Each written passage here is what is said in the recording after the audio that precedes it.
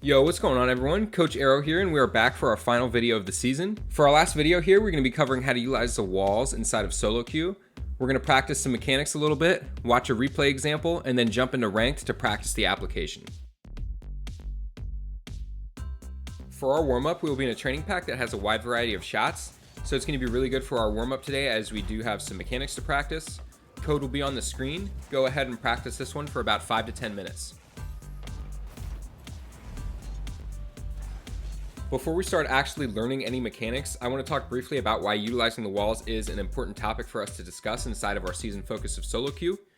So far this season, we have said that one of our main goals with the ball is to play it around any defenders that are challenging us, and utilizing the walls is one of the best ways we can do that. You can also use the wall to pass laterally to a teammate. We won't cover that concept today, but I just want to illustrate how useful this can be. Long story short, the wall is your friend. One of the most useful things that we can do with the wall is use it as a teammate to play the ball back to ourselves and get a follow-up touch. This will usually look like banging off the wall and getting a quick follow-up touch in an attempt to play the ball around the defender. But it could also entail popping the ball up the wall and then driving up the wall to follow it up. The main way to become proficient with reads of this context is really just by brute force. You will see the same bounces off the wall thousands of times, and you will just eventually become comfortable with them, but you have to practice.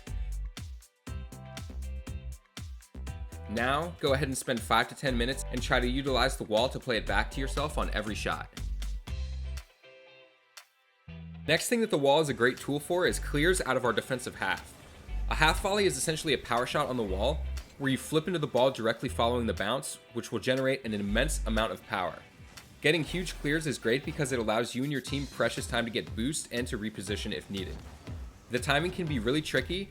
You need to make sure you're flipping into the ball immediately following its bounce. For this one, we'll be in a training pack for 5 to 10 minutes. Alright guys, now we're at our ranked session. For this one, we're going to be in the 2v2 or 3v3 playlist for 30 to 45 minutes while attempting to play the ball back to yourself off of the wall twice per game, or attempting 2 half volleys per game. And ideally, each game you should alternate. Like the first game, I'm going to try and practice off the wall back to myself, right? And then maybe the next game I try the half volleys.